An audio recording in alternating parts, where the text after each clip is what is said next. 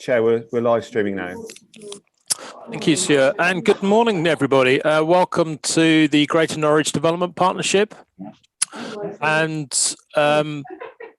this is being live streamed on YouTube, so be aware that the members of public will be watching us and will be able to see both you and your backgrounds and whatever's behind you. So please be aware of that. Also, from a meeting etiquette point of view, hopefully we're all pretty much up there with virtual meetings now. But as I say, please be courteous to each other. And also, if you wish to speak, if you could raise your hand, either using the raising hand in the participant list or alternatively do it physically. It's easy for me if you raise it in the participants list because I can physically see it, but if not, I will try and get to you if I spot you, if you do it in person.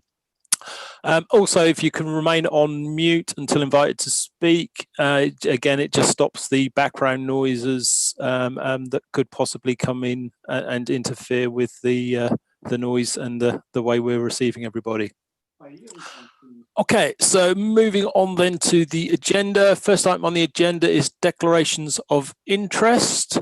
And again, my declaration of interest is actually contained in the paper. So rather than reading it out, unless anyone particularly wants me to read it out, it's at the bottom of page 4. So that's there for you to see. I'm not seeing anyone particularly wanting me to read it out, so I'll take that as an okay. Is there any other declarations of interest that we need to know?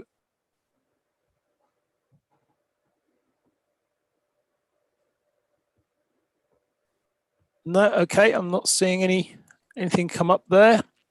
Only the one at the top of page 5, Chairman. Oh, sorry, John. So on the top of page 5. So again, you've got John's declaration of interest is at the top of page 5. I'd just like that noted as well, please. Okay, so that moves us on then to apologies for absence. James, if you could tell us who's unfortunately not been able to make it with us today.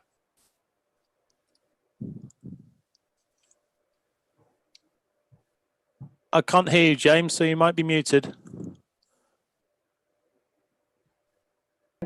Sorry about that. We have apologies from Councillor Clancy, Councillor Melanie Vigo de Galladoro, and Councillor Wilby. And Councillor Wilby's substitute is Councillor Proctor.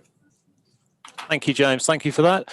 Moving on to the minutes of the 10th of July, they start at page 4. Can I take those as a sound record that I can sign off, or are there any amendments, changes, or deletions that anyone wants to make? Agree, Chairman. Okay, thank you for that. I'll sign those off as a true record of that meeting.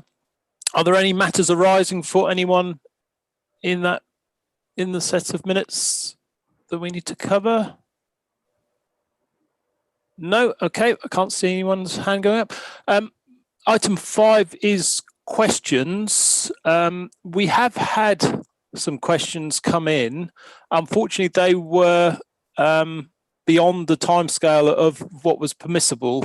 So my intention is to answer those questions in writing and then to submit that as part of our next meeting so that they then get recorded into the minutes in the appropriate way so that they can be seen.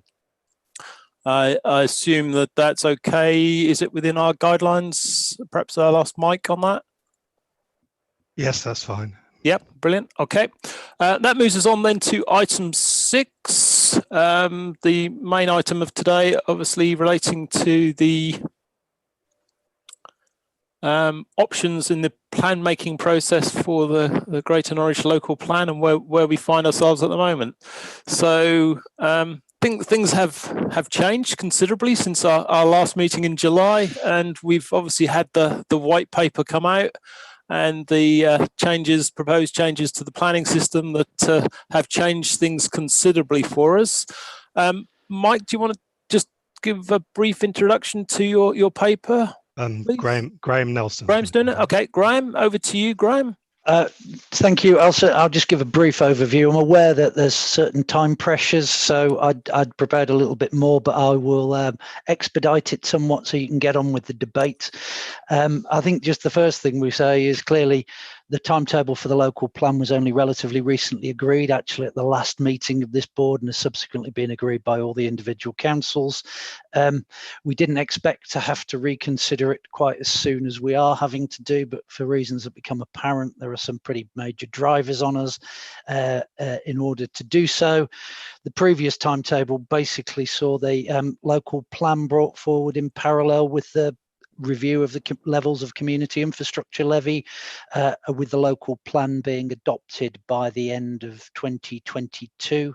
The two big changes that have happened since the local councils have basically agreed that timetable was clearly we've had the planning white paper published by government, and we've also had a technical consultation on the details of the standard methodology. Both of those consultation documents are still live. The standard methodology one closes tomorrow, the white paper at the end of the month.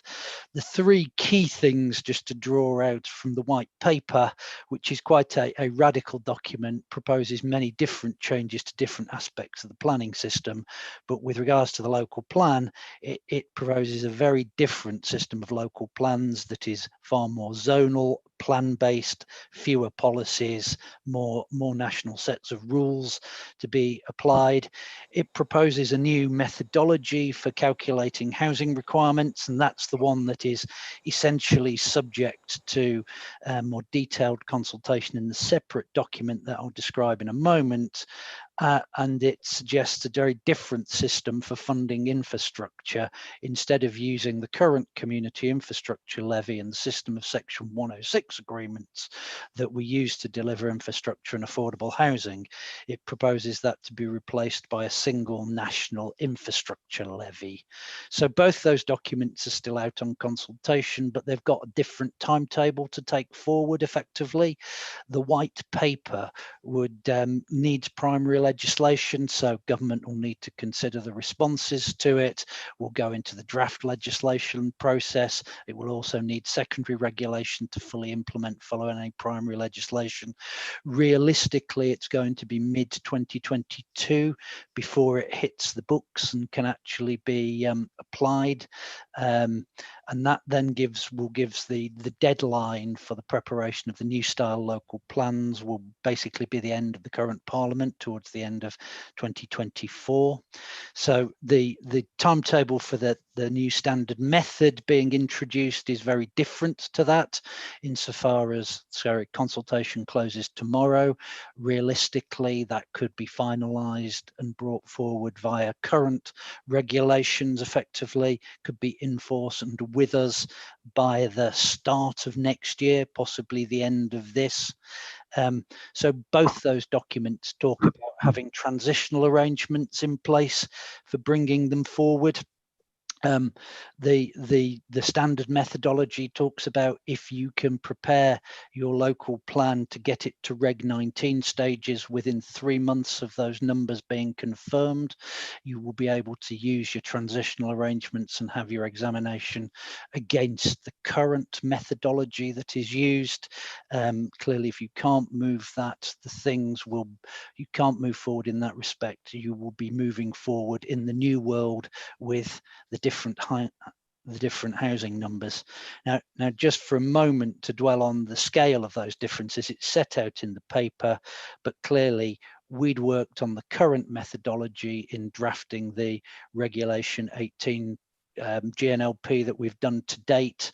That basically required us to allocate homes to meet about 7,500, provide for 7,500 homes out of a total of 40,000 homes that were required over the plan period. The new method, for a variety of reasons, sees a very significantly higher housing requirement over the over the area of Greater Norwich, sufficient that if we looked at it, we'd need to identify about 32,000 homes via allocation out of a total of 65,000 additional homes. Now that scale of increase between 7,500 homes via allocation and around 32,000 homes is one that frankly we think that the work that we have done to date couldn't possibly bridge that gap. We don't think the sites have been adequately consulted on to get anywhere near that. We're very skeptical about whether in practice the market is strong enough to enable that level of delivery and for us to pass the tests at the examination stage. We don't want to sort of overly expect the government to change that methodology before it's published, because the track record doesn't suggest that's likely to happen. But you know, the upshot is when we look at it, we think that, you know, the situation we're now in with both the uncertainties of the white paper and potentially those significantly higher housing numbers that need to be planned for if we can't use transitional arrangements, we're left with some fairly unpalatable challenges. There's considerable risks and uncertainties with any of the options we can choose. We've looked at effectively 3 fairly high level options, and we need to develop a consensus around them to effectively move forward. And clearly, as you'll have seen from the paper, the favoured option there is to actually try and accelerate plan production, partly through using the resources that we would have otherwise used to do the SIL review, which we think is potentially unnecessary, as it's likely that SIL will be scrapped by the time you could have completed and brought into force any SIL review. So the proposed course of action is to actually accelerate the plan review. That has certain consequences. There are certain risks around that. I won't go into detail now because clearly you want your debate, but the officer view is there are ways that those risks can be managed and mitigated moving forward.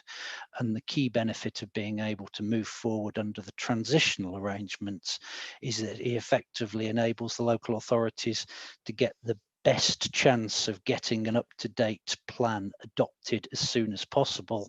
It'll meet the statutory deadlines that we're required to operate under government. It makes the maximum use of the considerable work and public engagement that has been done to date, and it actually gives certainty to the development industry about where the local communities and the planning authorities are comfortable with allocations being made. So that will actually encourage and further increase our rates of delivery. It will, of course, reduce the risk of the local authorities if it is successful, losing control of the planning system and seeing effectively development driven by appeal or the threat of it. So the proposal is that as alongside expediting the work on the current local plan, dispensing the previous consultation that was planned under Reg 18, we also spend some time to try and investigate what we may need to do to respond to the white paper in terms of the new style plan. There are certain things that we can do around investigating new settlements in preparation for potentially even greater level of growth that may be required, and particularly upping our game collectively in relation to digital planning and using that as a basis for community engagement. But approximately 18 months away from the legislation being implemented, it's very difficult to do any statutory work that would really give you a head start on delivering under the new legislation. So that will take resource. The impacts of this are summarised in the paper, and further work on the resource implications is still needed if members today are prepared to are able to come to a consensus about the way forward.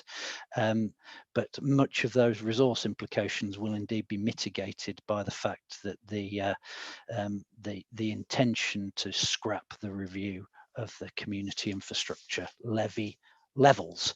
So that was all I wanted to say by way of introduction. Between myself and Mike, we're happy to take any questions, but really the key thing that we need out of today is a clear consensus on the way forward. Okay, thank you for that, Graham. That's very concise, considering the amount of information that's available and the impact it's likely to have. So the report before us has the three options, identifies a number of the risks and some of the mitigations that can be taken against those. Personally, I feel that it would be premature to stop our development of the local plan at this stage. I don't think we know enough about what the government is actually going to put into legislation. Yes, we've got guidelines and proposals, but at this point in time, that's all they are. So ultimately, where we end up with what's outlined as being option 3 will be dependent on the approach that government takes and provides us with. My big concern is around the 5-year land supply. And if we seek to stop the development of the local plan at this point in time and do not move forward with speed, and actually look at the early Reg 19 that we're talking about as part of this proposal, then we seriously put the 5-year land supply at risk, and there's likely to be a point where we can't defend that next year. Also, I note in the papers that the approach is more around a hybrid of continuing with the option 1, which is the accelerated Reg 19, but also being mindful for what comes through from government and actually starting the preparatory work for what we will end up having to do anyway in doing a further local plan following the transitional arrangements, again, whatever they may happen to be, once there's more clarity around those. I note that, Andrew, you've got your hand up, so I'll stop talking there and perhaps ask if you want to come in at this point. Yeah, thank you, Chairman. As you know, I need to get away before 10 o'clock, unfortunately, but I just sort of put my comments in at this stage. From the past point of view, I don't think the plan making has been the issue. It's been delivery, and that's where things have sort of been held up, not just here, but across the whole country. And as Graham said, there is now going to be a proposed different system of both plan making and also infrastructure levy as well. So that's quite a radical change. I don't think we'll be wasting anything by carrying on with what's been proposed here as the proposed sort of hybrid option. And as been mentioned, we need to keep delivery going. We need to keep control of the overall system. I think my concerns revolve around, will all this happen in the way that's been proposed in the time frame as well? We've got no certainty of that at the moment. There's lots of legalities to go through. There's consultation to go through. There's views that other people have got to put into this as well. And if you had that certainty, my view might be different, but it's not in this case. So if we continue as proposed, then I think that's the best way we can actually do in the circumstances. As part of the recommendations there, it talks about keeping the whole situation under close review so we can change tack if we need to, and also to take advantage of the transitional arrangements. So in overall terms, Chairman, from the County Council perspective, then we support the recommendation set out to get on with the job and do what we can in the circumstances. It may need some change in the future. Let's wait and see, but let's get on with the job now as proposed. Thank you. Okay, thank you for that, Andrew. Looking around, Alan, you've got your hand up, so if I can invite you to speak at this point, and then we'll move on to John. John's got his hand up as well. So Alan, you first. Yes, thanks very much, Sean.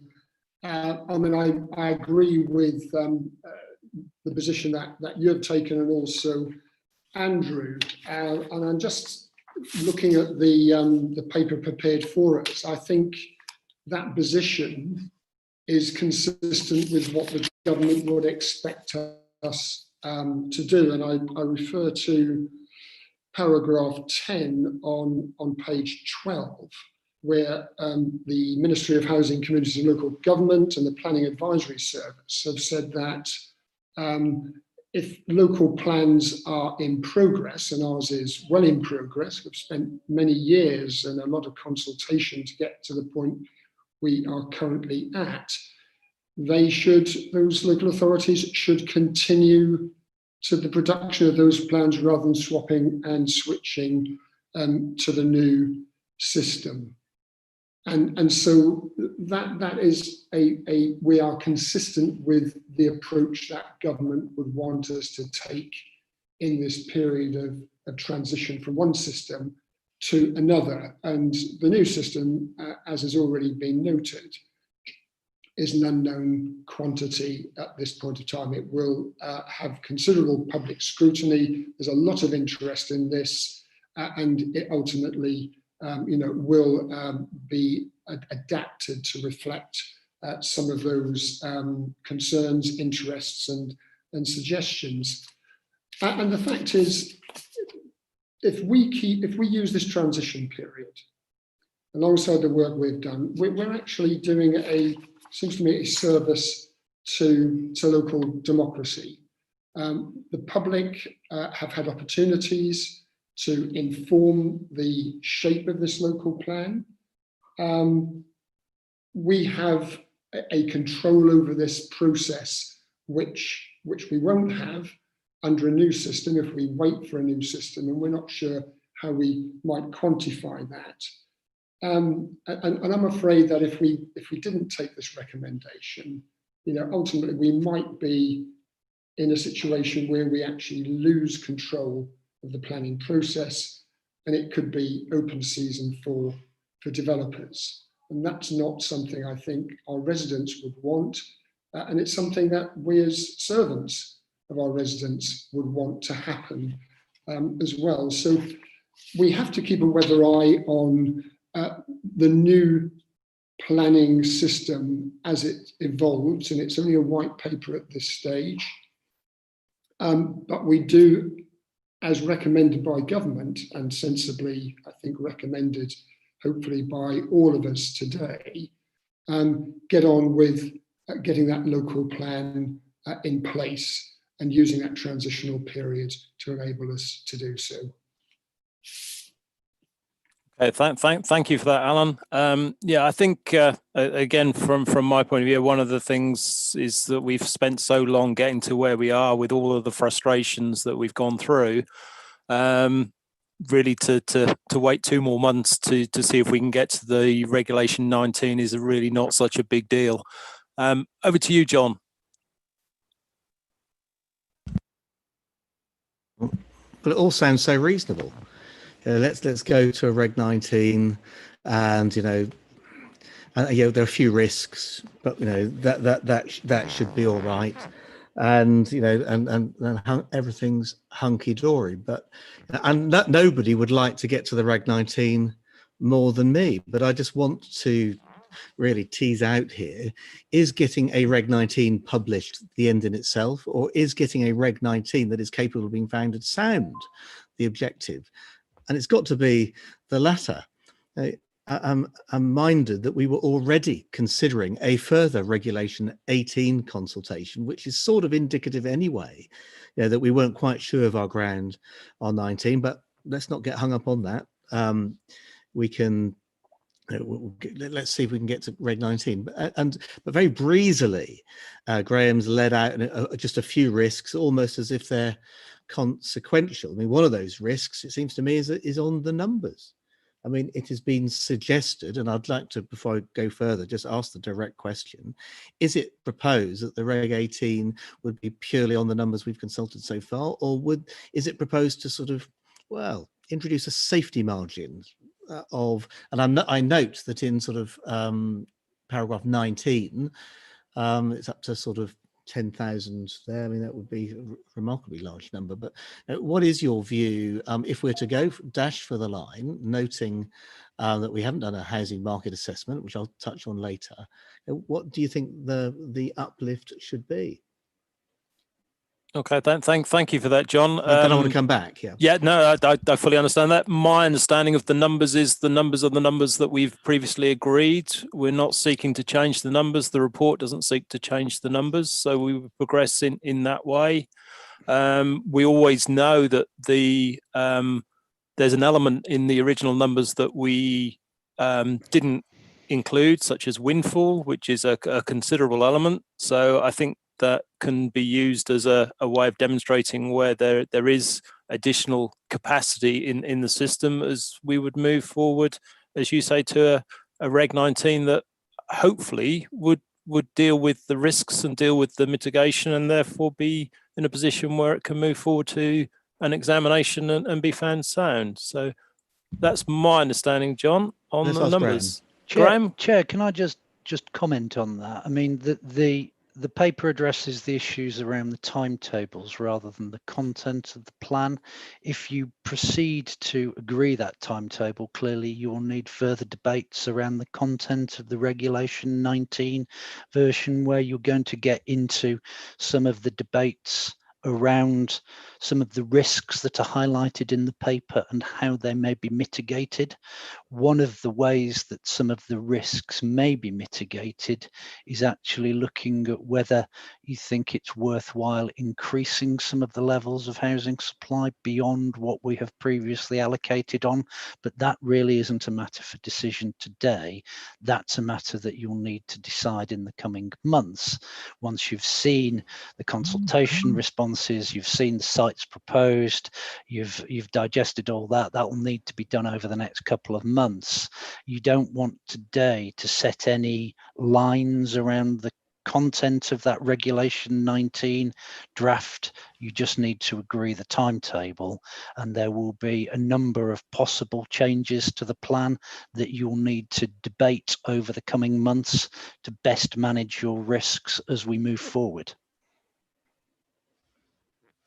Okay, thank you for that, Graham. So there's a whole host of different elements that's likely to throw up around questions and where we are.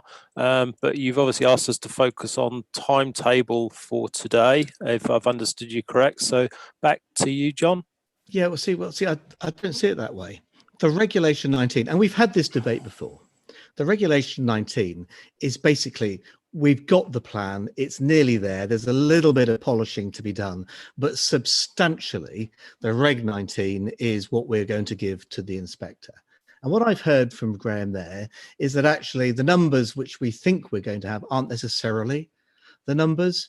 And I think we need to be straight with the public. We need to certainly be straight with ourselves. If there's to be a change in the numbers, then actually that has a material effect on the production of the Regulation 19. And I note that it's intended to knock this off in 8 weeks, with papers submitted for draft on the 30th of November this year. I mean, 3 months ago today, we were warned of a number of risks, and reluctantly, I think I'm just going to have to lay them out. And just for the avoidance of doubt, I've taken specific and detailed advice from my monitoring officer on this narrow point, because some of these risks are so material to the decisions we're about to take that we are all aware of them. They need to be part of our decision. On the 30th of June, 3 months ago today, it was explained that if we carried on the timetable to a Regulation 19 for November, which is really what we're looking at today, not only do we not have the right information, we would be found unsound. Since then, of course, there's been massive turbulence that this has been previously alluded to, with new proposals. And I've got 12 material risks, none of which are really adequately covered off in the paper that's before us. The number and the nature of the representations made on the Regulation 18. I'm bound to say we haven't received nor analysed or approved the outstanding Regulation 18 consultation we did this time last year. How on earth we can proceed to Regulation 19 without seeing what the public said astonishes me. There was uncertainties around the robustness of the current evidence base, which I'll enumerate below. Practical impacts on COVID and delays in publishing planning policy. Well, at least that bit came true. But we've got housing needs and delivery issues. There's a viability study. There's the economic evidence. And then there's the baking in the results of the Norwich Western Link consultation, for which I'll remind everybody we received council opinion on, and it's been, and that consultation only finished last Sunday. There's a lack of allocation of preferred and reasonable alternatives for gypsies and travellers sites. And that's a heroic assumption, because there's a written parliamentary statement on the new regs from April 2019 that lays out an approach that we must follow, and we haven't. There's clearly going to be changes on housing numbers, and that's almost inevitable, and Graham's alluded to that. And I think and it has been suggested, I'll say no more, that we may have to have reserve sites which haven't even been consulted on. We haven't done the update to the habitats regulation assessment and water cycle study, and as I say, we haven't considered yet the Reg 18 results. That is at least one thing we can agree on, though. It would be wasteful to continue work on the sill. So I've calculated, well, I've added those all up.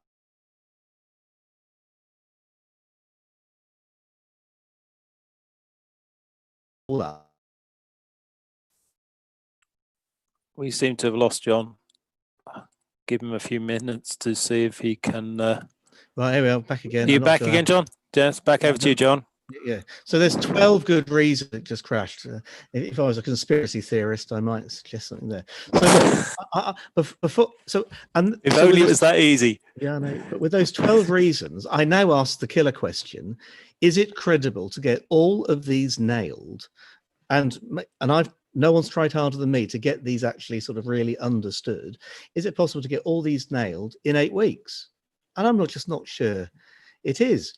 I mean, I'm pleased that Graham says, well, we're going to have to sort of get into these, into the weeds on this in the next few days.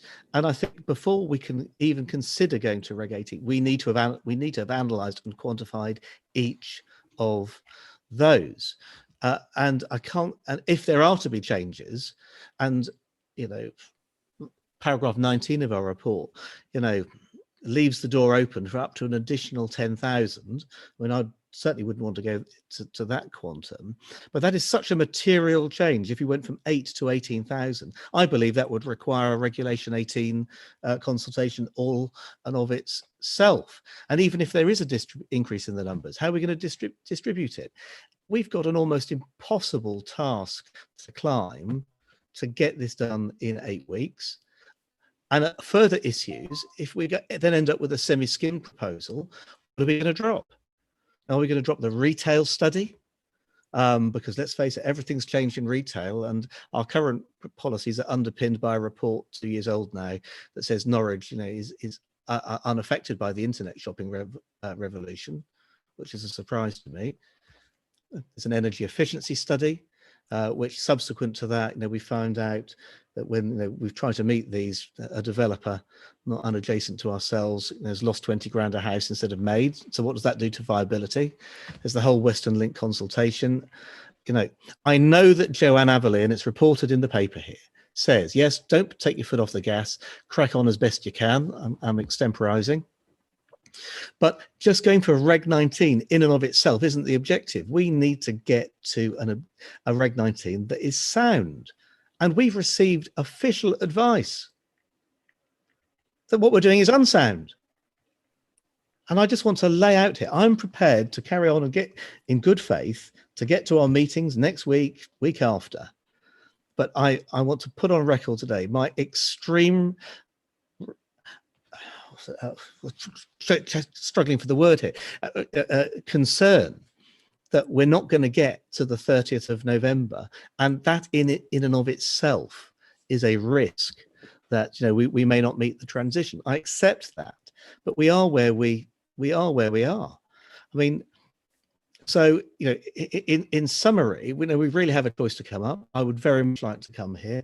I'm prepared to turn the handle one more time, but I just absolutely place on the record that if we don't have sufficient clarity over what the risks and the mitigations are, and if we go straight to a Reg 18, which, as I've said in my opening remarks, is the nearly there, and it is so materially different from what's come before, either in terms of allocations or size or the Western Link thing, then we're not going to be bounced into signing off a Reg 18 if it's not capable of being delivered.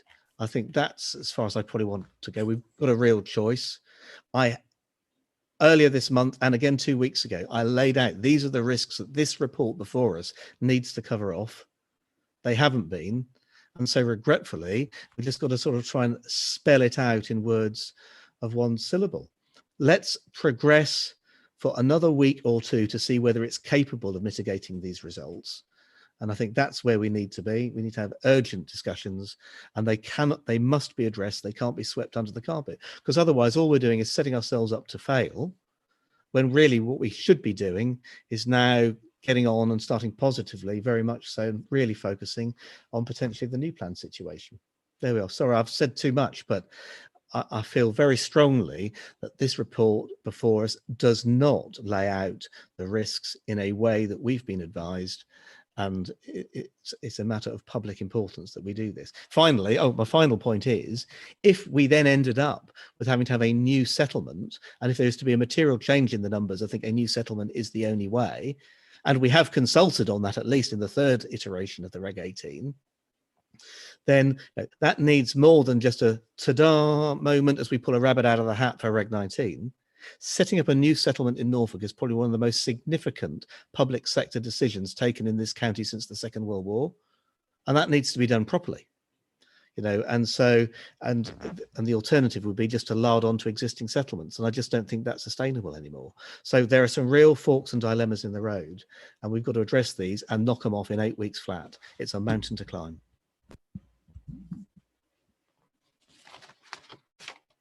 Thank you for that, John. Again, you've very comprehensively covered a number of the key issues that face us.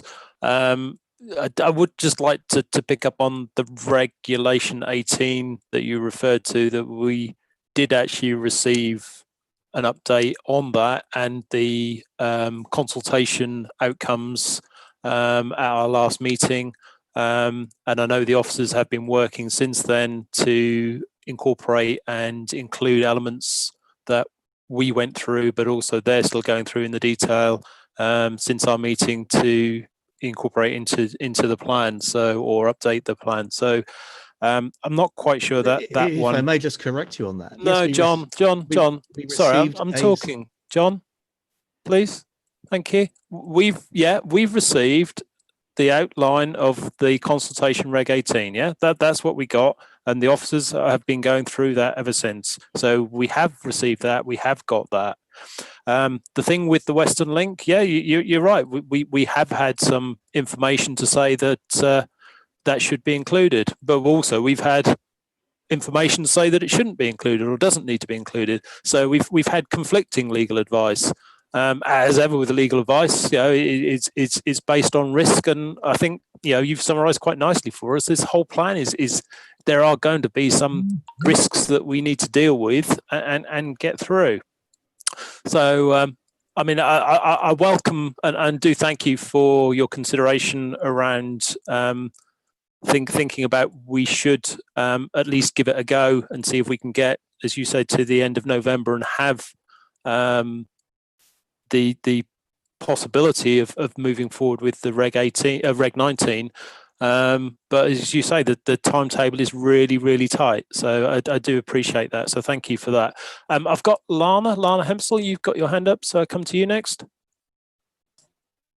No, if I may, Chairman, I let you finish, but I want to challenge the assertion that we have received the detailed responses together with all the analysis on the Regulation 18. It is true we received a paper at our last meeting, but it was summary data only, traffic analysis of how many, just numerical stuff, how many responses were they, the general sort of thematic areas. There was not the detailed recognition and understanding of the Reg 18 that we would normally have brought forward in a 300-page summary based on previous plans that members can see, and so that residents and those who made the observations can be satisfied, A, that their submission was accepted, and B, we're signing off the officer or our own responses to see whether or not their concerns or observations can be addressed. That work has not been done, and it should be. Okay, thank you for that, John. But again, I'll just have to disagree with you then, because that's not our place to go through the minutiae and the detail in that way of the Reg 18. Our position is to lead the development of the plan from a strategic point of view and get that to a place where we can take this forward. So I guess we just need to disagree on that one, or agree to disagree, whichever way you care to look at it. Anyway, Well, I'm back to you, confident that Lana. my interpretation is the correct one. Lana, do you want to come in, please?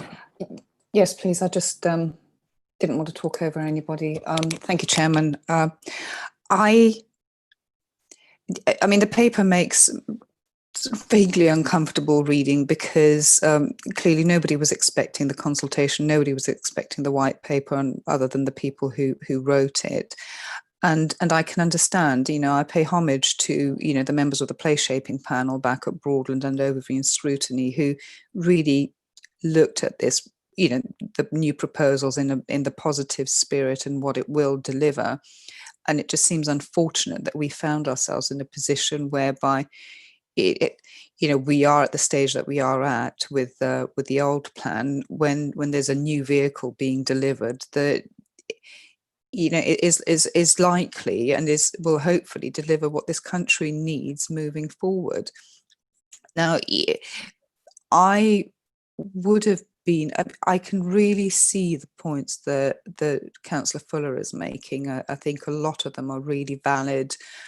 And in a way, I would love to embrace the new proposals and the new consultation, the new white paper, and just build something really quite futuristic for our area, which, will deliver all the ambitions that it does. But the way things work in government, this could be years off yet before it becomes something that we can actually tangibly hang our hat on. And then I think in the meantime, what has been suggested, that we carry on with the Reg 19 consultation, but keep talking to PAS and MHCLG about, do we need to revise our numbers? Do we need to make this better? And, as this is primary legislation coming through, I'm fairly certain that, not just for our sake, but for other planning authorities' sake who are at a similar stage with their plans, this is a public meeting, but some fudging will take place just to make sure that, they'll want us to be on the same page as them. They will not want us to have wasted an awful lot of public money. They will not want us to have wasted all the democratic public support that we've achieved through the consultation stages with our current plan. And I think together, with the officers and government, we can find a way forward that makes steps towards meeting the ambitions that the new system suggested that we can make. So I am supportive of the first option, the recommended option. I think it's, at the moment, with the information we have available, it's our best way forward. But I really would like us to keep on talking, have the numbers under review, make sure that we are delivering what the government wants us to, because that ultimately delivers for our residents and people of Norfolk generally. So thank you for that, Chairman.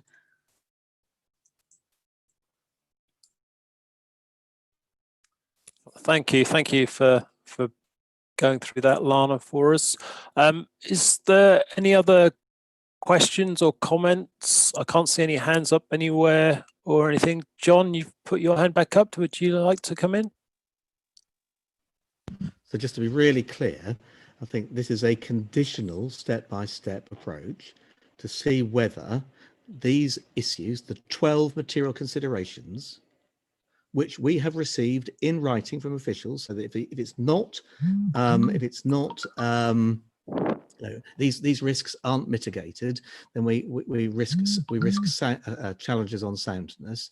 So I think we need to have ourselves a short period, 2 or 3 weeks, to see whether this is capable to do. One thing I do see, though, is the risk of not hitting this 30th of November deadline. And so let's just hear, if we may, what would be the consequences if it slips into, say, the 1st of January, and so that the consultation couldn't start till, say, the 10th of March or something like that. What would the consequence there? Would we even get to the transitional arrangements? I'm not sure we would. Okay, thank you for that, John. Yeah, I like you, I believe that would put the transitional arrangements at risk around what we understand them to be at this point. But Graham, did you want to come in on those, or Phil? On that narrow point around the transitional arrangements, there's no guarantees, because we don't know when the government will bring forward the detail of the standard methodology to trigger the 3-month period. And at this stage, we don't even know whether it will be that 3-month period that was proposed, because that's only the consultation proposal. What we do know, if we are able to hit that target of getting agreement around the content around the GNDP of the Reg 19 draft by the end of November, we are optimistic that that will enable the transitional arrangements to be used. If there is some slippage in that timetable, we don't know what the effect will be until we know where the transitional timetable kicks in and what the details of it is. We're dealing with quite a lot of uncertainty, because we're dealing with, consultation proposals which haven't formally been announced. But we wouldn't be suggesting this course of action if we were not confident that, should we be able to hit the 30th of November target for getting the people in this room comfortable with the content of the draft version of the plan, then we wouldn't be suggesting this if we didn't think it was very likely that we would be able to proceed under the transitional arrangements. If there is slippage in that process, it is not necessarily fatal, but that depends on what the government come out with when they bring in the secondary legislation about the regulations about the standard methodology, and how that kicks into our own committee timetables, etc., for the different district councils. But the other point I'll just make, because I think it comes back to some of Councillor Fuller's point, absolutely there are certain risks, and there is quite a degree of further work that is needed in the coming weeks and months to satisfy ourselves as officers and to satisfy yourselves as the members that whatever this plan is sound, and as part of the legislation by which planning authorities bring forward that local plan, that is absolutely the test that members need to ask themselves when putting this plan to government. If you don't believe that that plan is sound yourself, and should be adopted, then frankly we shouldn't submit it to government. So there's a challenge to us as officers, which we sort of readily accept. We think we are capable of pulling together that evidence, but we will only know once we have prepared all that evidence around what the content of that next iteration is as the plan. But absolutely, there is no point submitting that if the point is not submitting it. The point is it's leading to a plan that will then be adopted, that will serve as the basis for development management decisions for the intervening time until the whole new planning system kicks in. So it could easily, it's the basis for determinations over the next 4 to 5 years before and it's maintaining control over that period is the key benefit of actually driving forward this local plan. Okay, thank you for going through the element there relating to the timetable, Graham.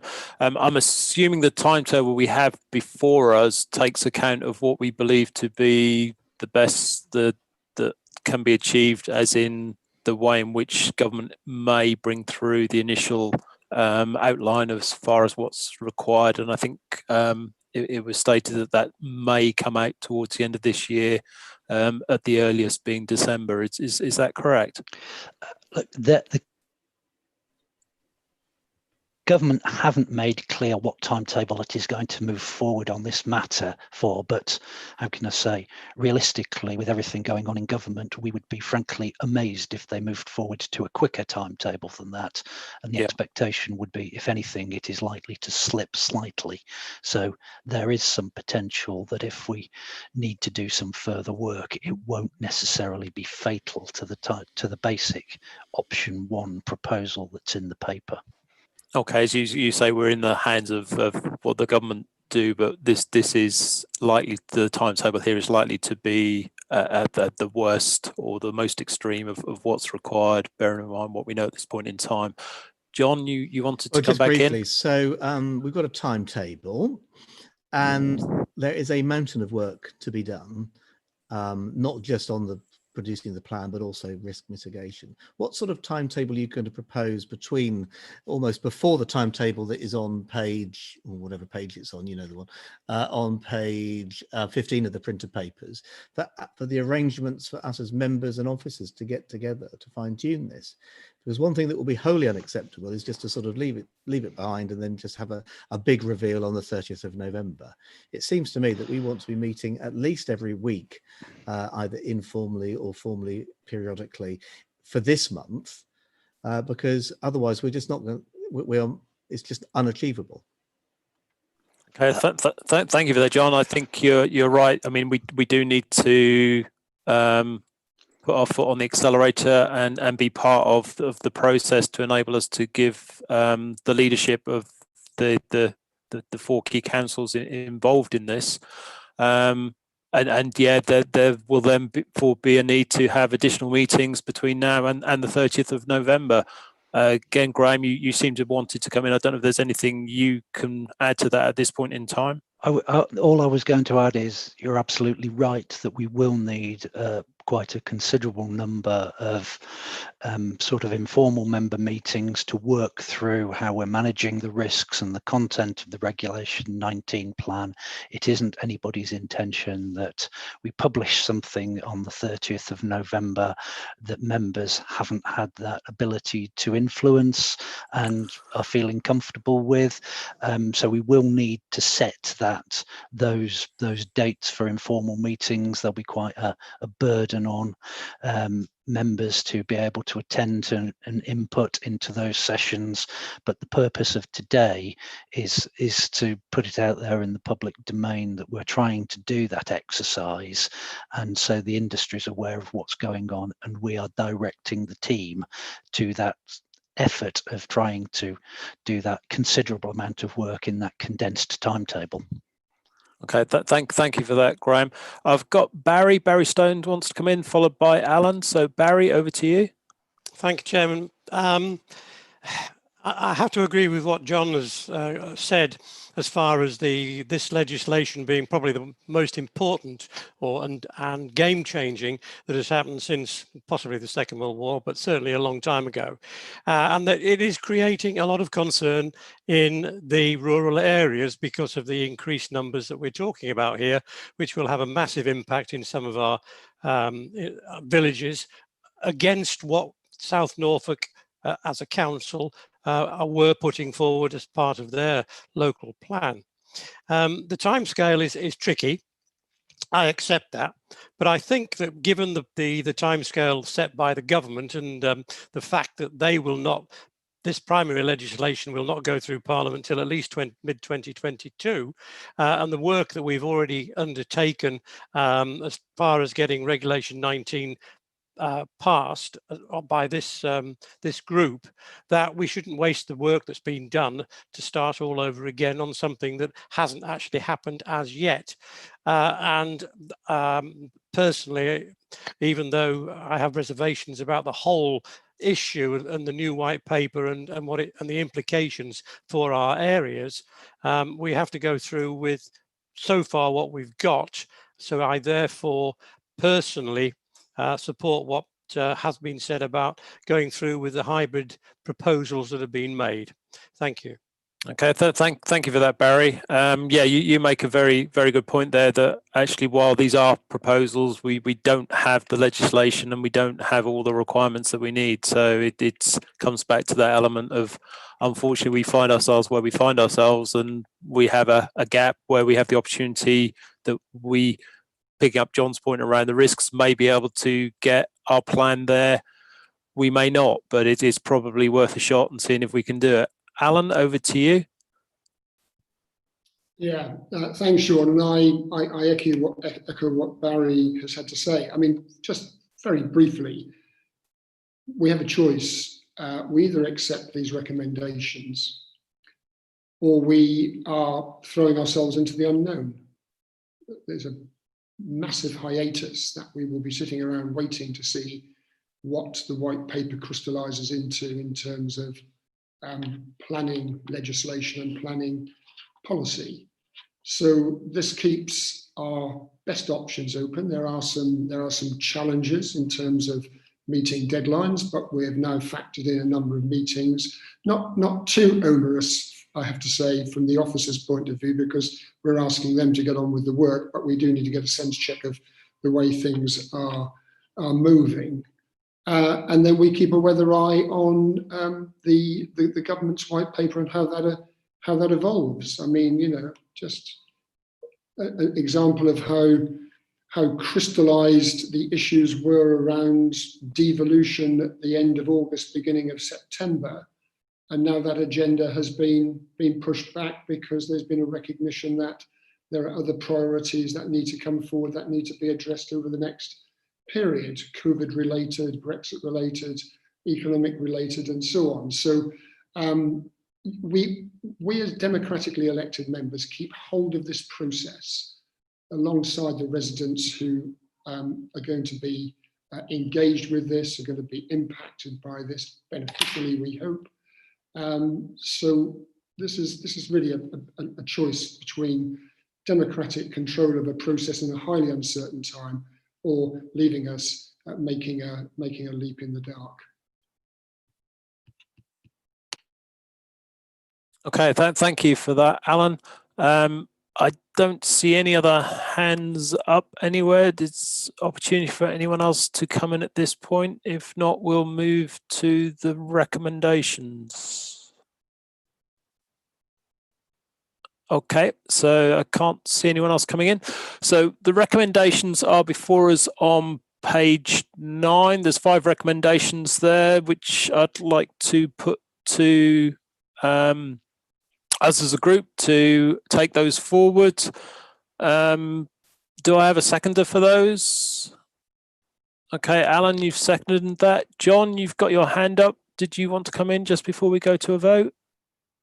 I just think that we ought to schedule in on the second bullet point an interim GNDP board before then, so that if we are having to make material changes, and I repeat, you know, the door has been left open for changes in the quantum and certain things to be cut out and everything else, that, you know, as a waypoint, probably in a month's time, halfway there, we schedule a public GNDP board so as to update the development community and to give formal instruction to officers, so there are no nasty surprises on the 30th of November. Yeah, I agree with you there, John. I think we need, as you say, the timeline you're talking about there seems a reasonable one. Is end of October, somewhere around there seems to be the right place to do that, so that we can get that update and take things forward. So I'll ask the officers to make a note of that and make arrangements for that to happen. Okay, so I've proposed the 5 recommendations on page 9. Alan has seconded those. So James, I think you need to do a roll call on the vote, please. Certainly. Councillor Hemsall, are you for the proposals? Sorry, she had to leave. She's no longer here. Councillor Lawn isn't here.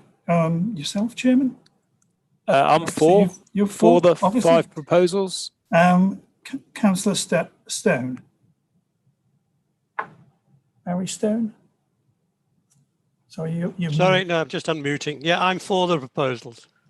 right. Councillor Maguire. Are you For the proposals. for?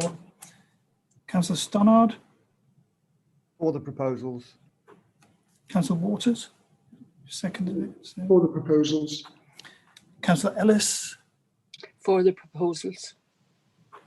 Councillor Fuller, Or just for the avoidance of doubt, without modification on the second bullet point for the interim meeting, but I think that's been accepted. yes. Councillor Neal, For the proposals. that's carried unanimously. Thank you for that, James. Thank you for taking us through that.